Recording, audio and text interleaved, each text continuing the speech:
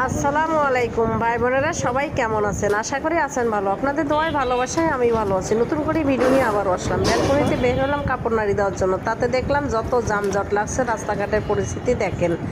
মনে হইলো জানি অটো রিক্সা সিএনজিওয়ালা গো বাপদাদার সম্পদ পাইছে, পুরো রাস্তাটায় দখলপাট করছে। যারা হেঁটে হেঁটে যাইতেছে তাদেরকে একটু সুযোগও দিতেছে না, বলে তারা একটু রাস্তাটা পার হয়ে চলে যাও।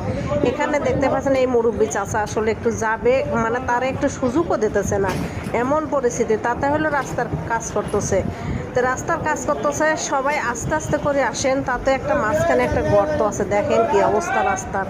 তা আসলে কারো কোনো ধৈর্য জিনিসটা নাই, বলে আমার একটু ধৈর্য ধরি বা সেইভাবে স্বাভাবিক মতন রাস্তাগুলো একটু পার হই, মানে কারো কোনো ধৈর্য নাইও। আসলে ঢাকা শহরে যারা ফুটপাতে দোকানদারি করে, রিক্সাওয়ালা সিএনজিওয়ালা, তাদের মনে হয় ঈদের দিন কোথাও যদি যেতে ধরবেন, বলে মামা অমুক জায়গায় যাবেন, না হলে 10জন কাক জিজ্ঞেস করলে তারা যায় না, মনে করছে কি টাকা পাবে না না পাবে। আসলে তাদের যে রিক্সাওয়ালার যে দাম, মানে মাথায় নষ্ট। তারা পায়ের ওপর পা দিয়ে মোবাইল টিপে, তারপরেও মানুষ যাওয়ার কথা বললেও তারা যাবে না, এই রকম।